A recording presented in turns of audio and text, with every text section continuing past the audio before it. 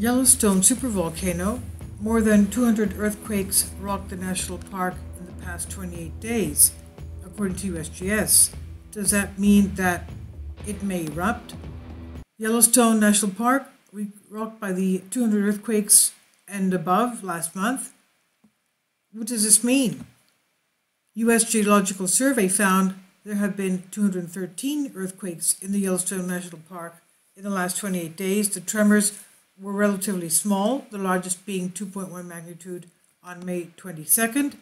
But some experts warn it's not necessarily the size of the earthquakes which is an indicator a volcano might erupt, but the quantity of them. Portland State University geology professor emeritus Scott Burns said, if you get swarms under a working volcano, the working hypothesis is that magma is moving up underneath there. But others disagree about whether an earthquake swarm near a volcano could be a sign of things to come. Jamie Farrell at the University of Utah in Salt Lake City believes this is just part of the natural cycle for Yellowstone volcano. He said earthquake swarms are fairly common in Yellowstone. There is no indication that this swarm is related to magma moving through the shallow crust.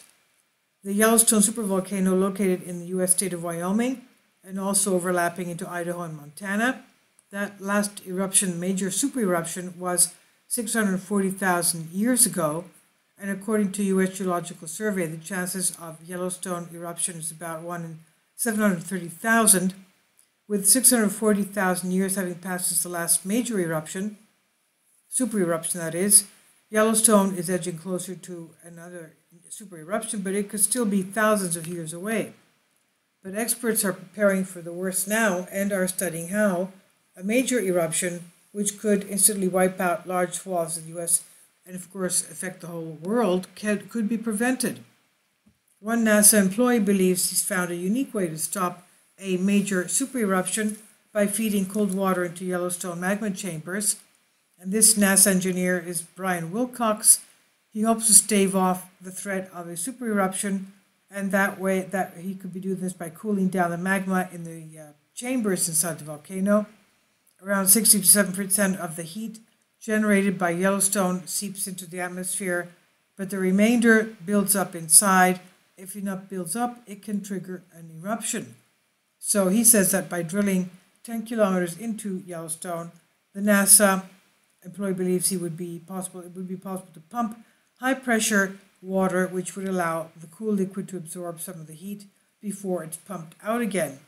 Wilcox told journalist Brian Walsh in the latter's new book titled End Times, the plan could cost $3.5 billion to do so. This is on Express UK by Sean Martin.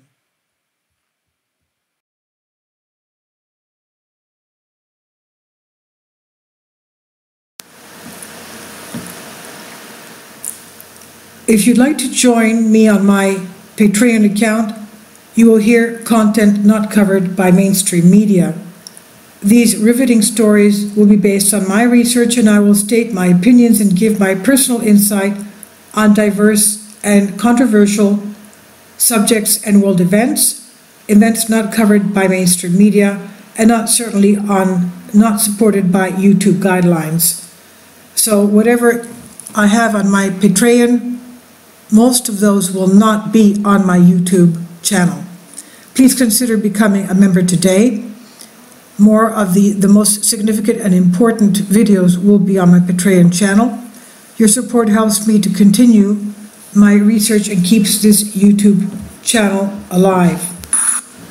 And we depend on your support, your generous charity, because we help economically challenged families here in Athens, Greece, in Kapota, and we also help the young generation with university tuition and the community around our church. Thank you.